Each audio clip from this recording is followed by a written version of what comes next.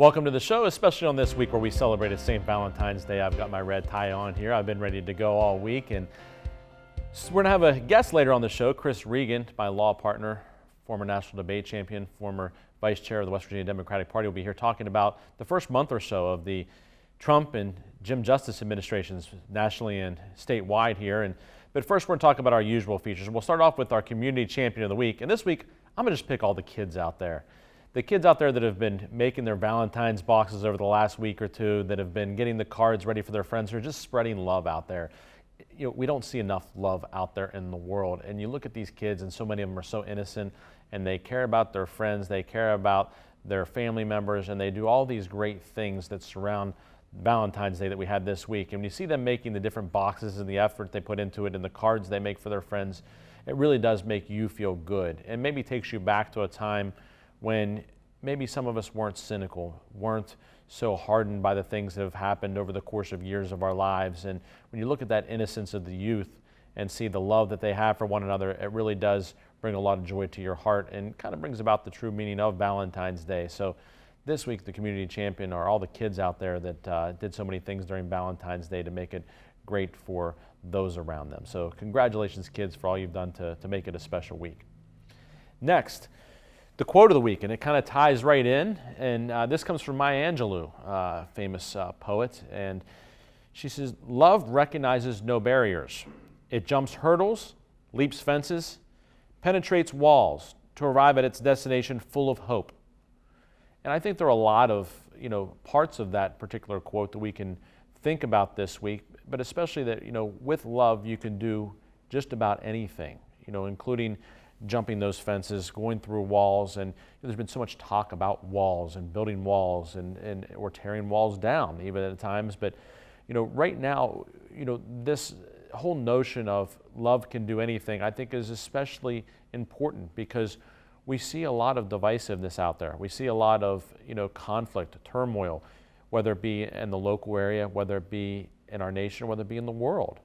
And when we think about how we can overcome those things, get through those conflicts, get over the turmoil, love is really the way to do it. And that is to think about, that old saying, do unto others as you would have them do unto you.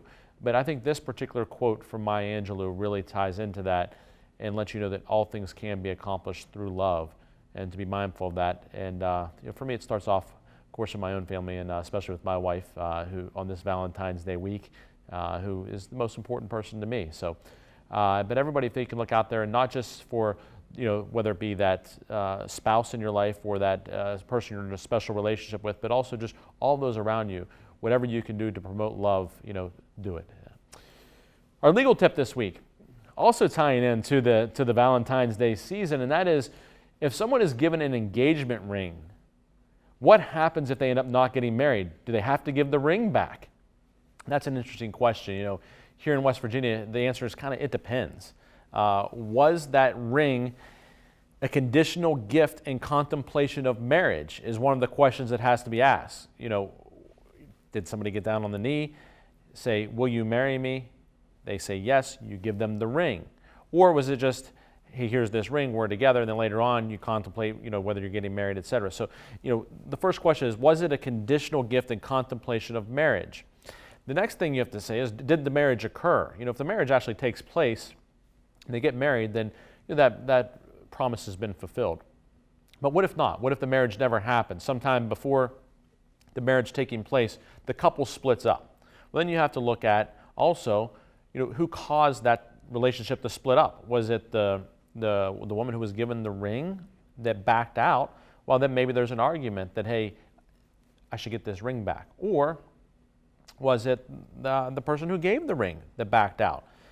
In which case there may be an argument, and certainly may be looked at as, you don't get the ring back. You're the one that backed out of this. You're the one that got the cold feet. So a couple of things to look at there, but the key initial question was it a conditional gift in contemplation of marriage? So Valentine's Day is always a time of year where we see a lot of engagements take place, a lot of people asking others to marry them. And so it's something that comes up, and I guess the answer is, like many legal questions, it depends. So if you have that situation arise, good idea to see a lawyer, talk about what your rights are, talk about whether or not you have the opportunity to get that ring back or keep it if such the case may be, and then you can know how you want to proceed from there. So hopefully that doesn't happen to those out there who are engaged, and hopefully they can stick together and have a good, happy life together and don't have to worry about those things. But they do happen, and it's better to perhaps end it before it gets started than to have to go all through all the things that involve a divorce. So that's our legal tip here this week. We're going to need to take a break. When I come back, I'll have with me my guest this week, Chris Regan, former national debate champion, former vice chair of the West Virginia Democratic Party, and we'll be examining the things that have occurred during the initial weeks of the Trump administration and the Jim Justice administration here in West Virginia. Stay with us on the Jamie Bordas Show.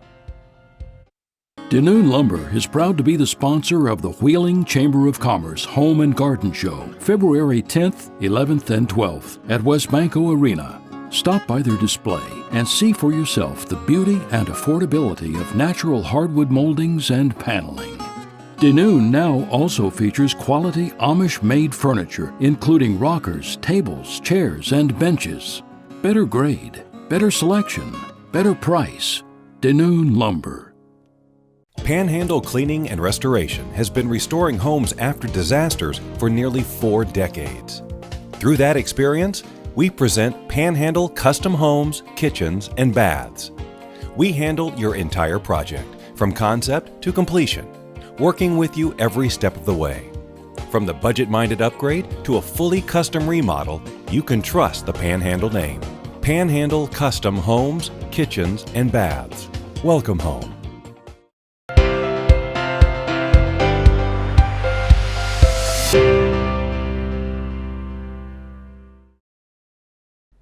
Welcome back to the show. It's that time each week that I like the most. Time for a guest. This week is Chris Regan, my law partner, former national debate champion, former vice chair of the Democratic Party here in the state of West Virginia. And Chris, we're going to be talking politics here today. Thanks for being on the show. It's great to be here, Jamie. Okay, so here we are now, weeks into the Donald Trump administration at the national level, the Jim Justice administration here at the statewide level, and we're going to talk about both, but I want to start off with the Trump administration and the things that are going on there.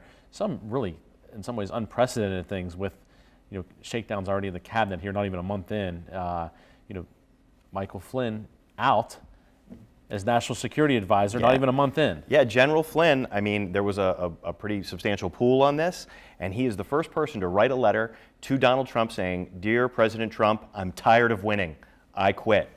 And that was just within the past 24 hours. The National Security Advisor lasted 25 days of the Trump administration. So certainly an unprecedented tenure. I think the average tenure for National Security Advisors has been something like 3 years. Chris, in looking at the Trump candidacy, going through different campaign managers, things of that nature, of course, The Apprentice, he's firing people on The Apprentice. A history of really, conflict between him and perhaps people that work for him, and whether this was a resignation, whether it was Trump wanted him out, regardless, a relationship here that dissipated very quickly, and Sean Spicer, the White House press secretary, has described it as it eroded very quickly, and I think that's the understatement of the year, maybe. How you just don't see that happen in a matter of days or weeks.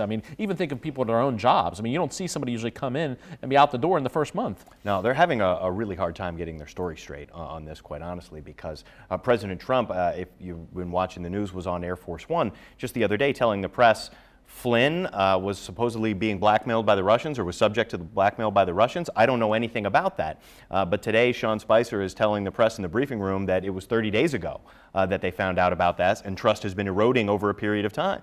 But of course, Conway, another senior advisor to President Trump, was out there yesterday saying he has the complete confidence of President Trump. So to go in one day from complete to zero, or not knowing anything about it as of 2 days ago, to this has been something we've been dealing with for a month, shows a lot of confusion and perhaps a lot of different factions within the White House fighting to get their story as the one that's going to be accepted.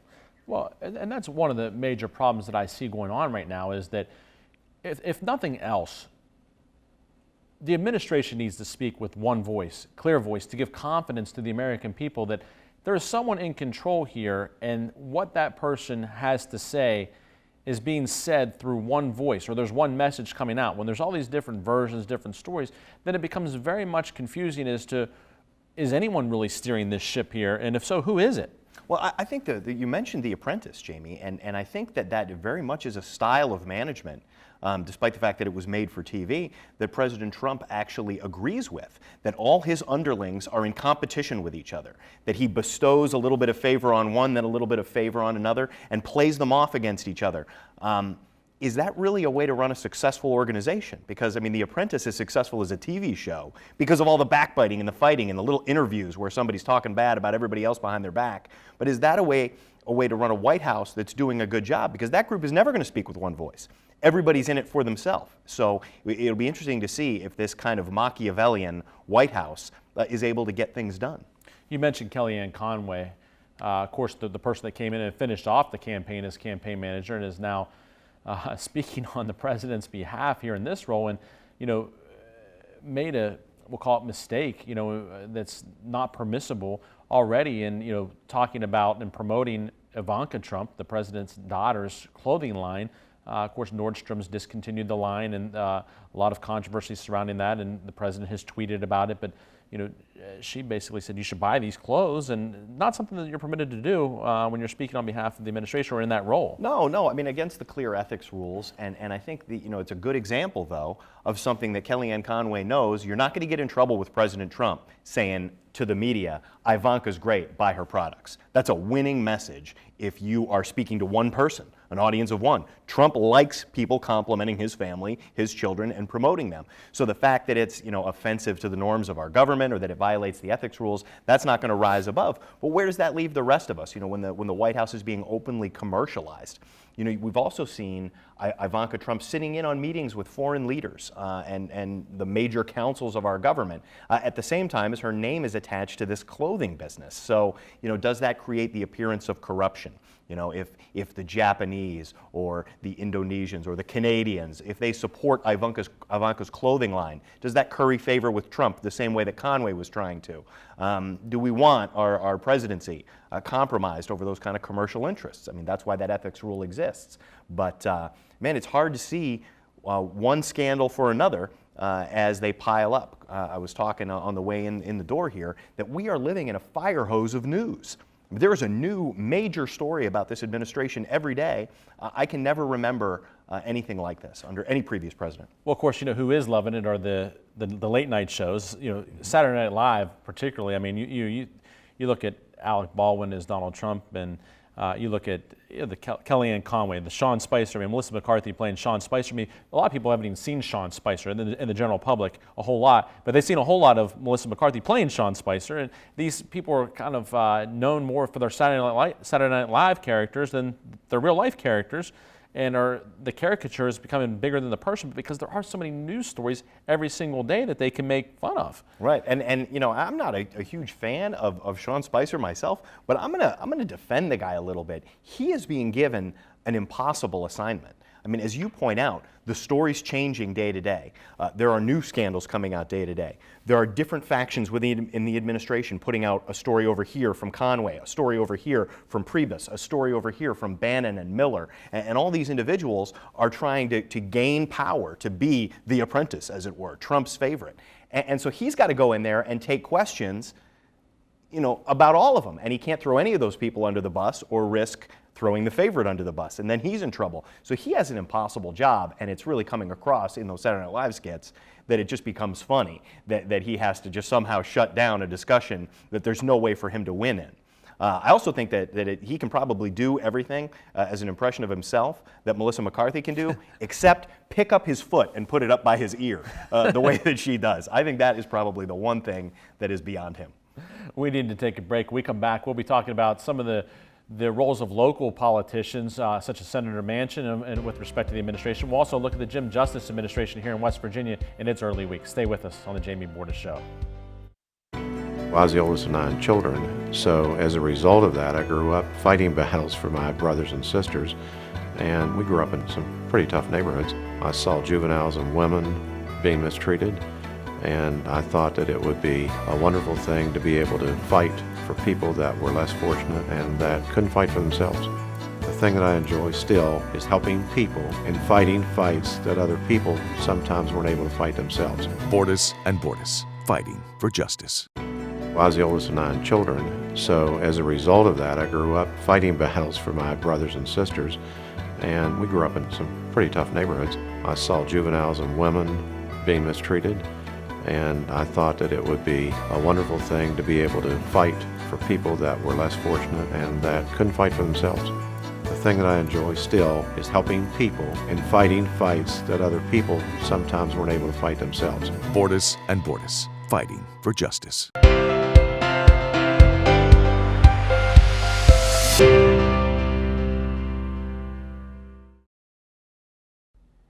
Welcome back to the show. I've been speaking with my guest this week, Chris Regan, my law partner, former national debate champion, former vice chair of the West Virginia Democratic Party, and we've been talking about the Trump administration, the early weeks of it. But Chris, Senator Joe Manchin, our leading Democratic politician here in the state of West Virginia now, and has been for a number of years, the only Democrat to vote in favor of the confirmation of Jeff Sessions as the Attorney General, as nominated by President Trump. A departure from party lines, and has raised a lot of questions about what does the future hold for Joe Manchin. Is he trying to cater to a state that has voted Republican here over the last couple times around? Is he going to switch to Republican and run in 18 as a Republican?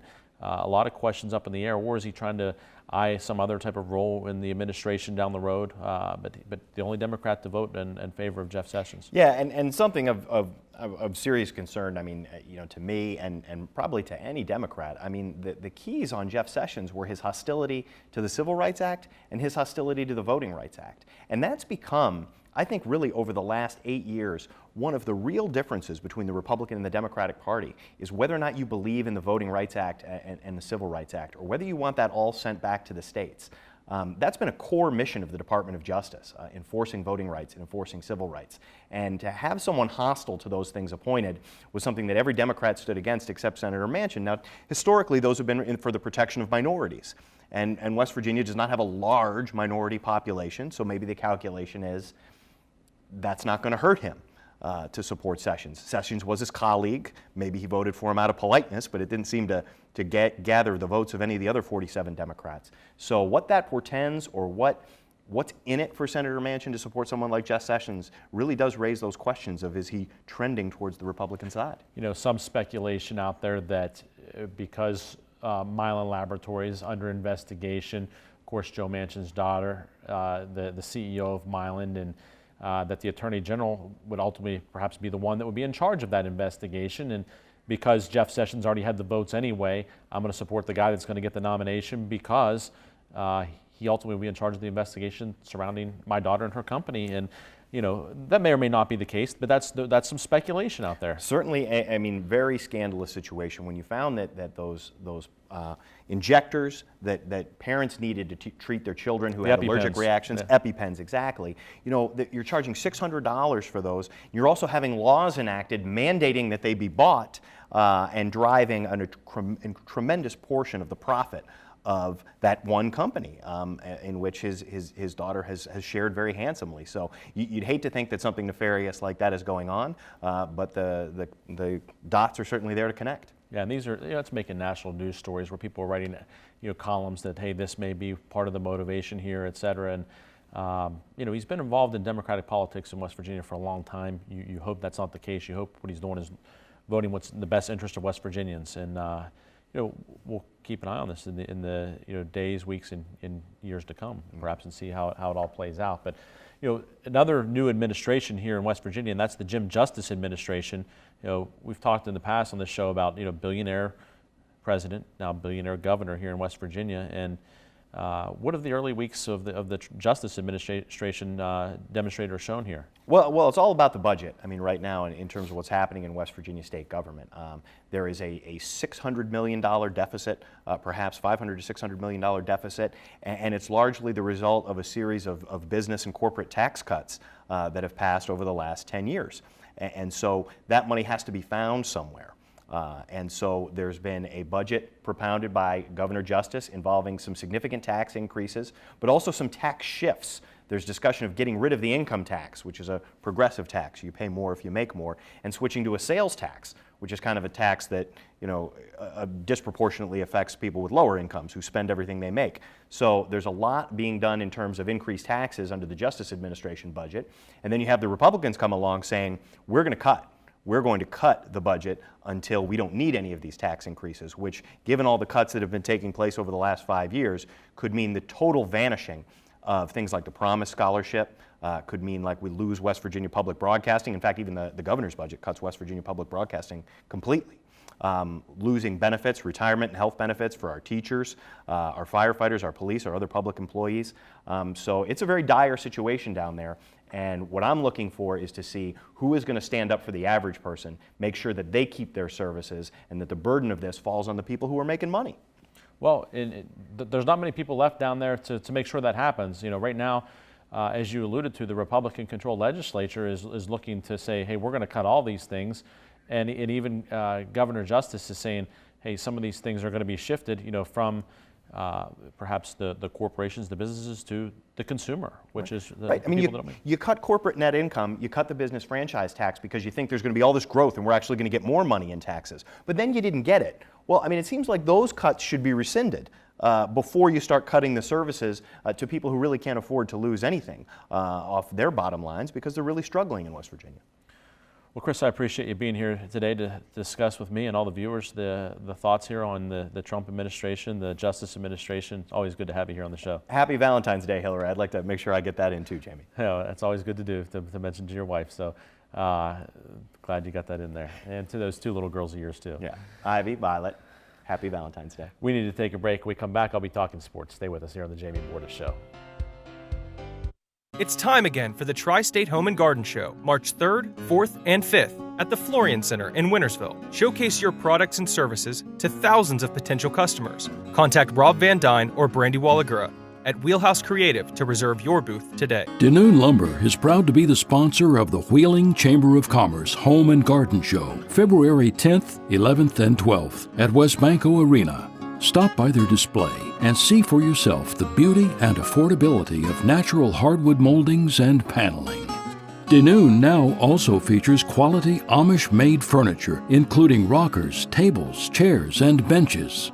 Better grade, better selection, better price. Danoon Lumber. It's time again for the Tri-State Home and Garden Show, March 3rd, 4th, and 5th at the Florian Center in Wintersville. Showcase your products and services to thousands of potential customers. Contact Rob Van Dyne or Brandy Wallagura at Wheelhouse Creative to reserve your booth today.